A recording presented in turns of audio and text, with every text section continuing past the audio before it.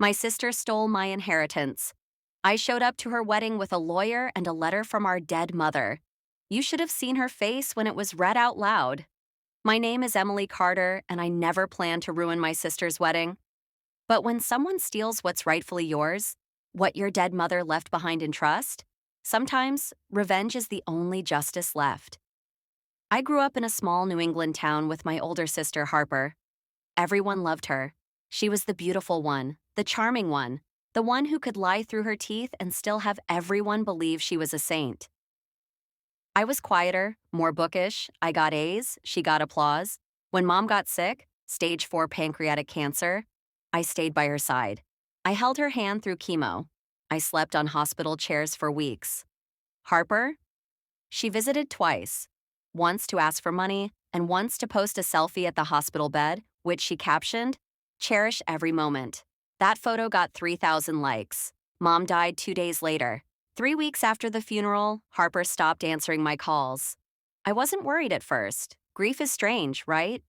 But then a letter arrived, not from her, but from our mother's lawyer. Apparently, Mom had left behind a handwritten will, one that specifically granted me the family house, a modest insurance policy, and her old sapphire ring, to thank Emily for her unconditional love and care. But according to the lawyer, Harper had already claimed everything: the house, the money, even the ring. She had come in with an older typed version of the will, one that split everything equally, and used it to transfer ownership before the handwritten one was even found. The lawyer admitted he was shocked, but legally, there wasn't much he could do without a court case. I didn't have the money for one. Harper knew that. I was crushed. I didn't even care about the money. It was the betrayal. The fact that Mom's final words, written in her shaky hand, were tossed aside like they meant nothing. That ring was supposed to be mine. That house where I nursed her through her final breaths. It was supposed to be home. Months passed. I moved into a tiny apartment and worked double shifts at a bookstore just to make rent. Meanwhile, Harper posted Instagram stories from Greece, flaunted her new house, and started planning a massive wedding to her rich fiancé, Lucas Mendez. That's when I found it. Buried in Mom's old Bible, which I had kept for sentimental reasons, was a sealed envelope. It had my name on it. Inside was a letter, in Mom's handwriting. If Harper tries to take what's not hers, show this to the lawyer. The handwritten will is real. I signed it in front of Claire and Mr. Harmon. Keep this safe, sweetheart. I love you always. Claire and Mr. Harmon, two of Mom's oldest friends, both still alive, both willing to testify. Suddenly, I had something more powerful than money: leverage. So I waited. I didn't call Harper, I didn't confront her, I let her think she'd won. I watched her post updates about her lavish vineyard wedding. I even RSVP'd no, just to make her feel secure. But behind the scenes, I hired a small-town lawyer who took the case on contingency. We filed everything quietly. The court date was scheduled for the week after the wedding. And then I made one change. I did attend the wedding. Dressed in a deep navy suit, not a dress, no makeup, no smiles. I walked into that vineyard like a ghost from her past, calm, silent, and impossible to ignore. When Harper saw me, her expression cracked. She came storming over in her gown, demanding to know what I was doing there. "I just came to deliver a gift," I said, handing her a white envelope. "From Mom." She laughed. "What is this? Some creepy letter?"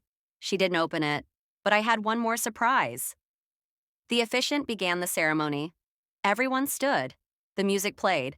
But before the vows could begin, my lawyer, seated quietly in the third row, stood up. "I'm sorry," he said, loud enough for everyone to hear. "Before this marriage proceeds, there's a legal matter involving Ms. Harper Carter that needs to be addressed. Ms. Carter, you've been served." Gasps. Whispers rippled through the crowd.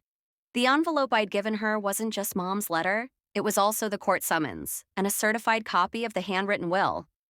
The real one. Harper turned sheet white. She tried to laugh it off. "This is ridiculous. Emily's just bitter. This isn't the time or place." But Lucas, her fiancé, took the envelope, read it, and asked, "Is this true? Did you steal the house? The money?" Her silence was louder than any scream. The wedding never happened. Lucas walked away. I didn't stay to gloat.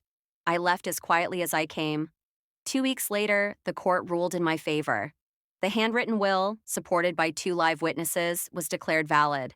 Everything Harper had taken was legally mine: the house, the money, even the ring.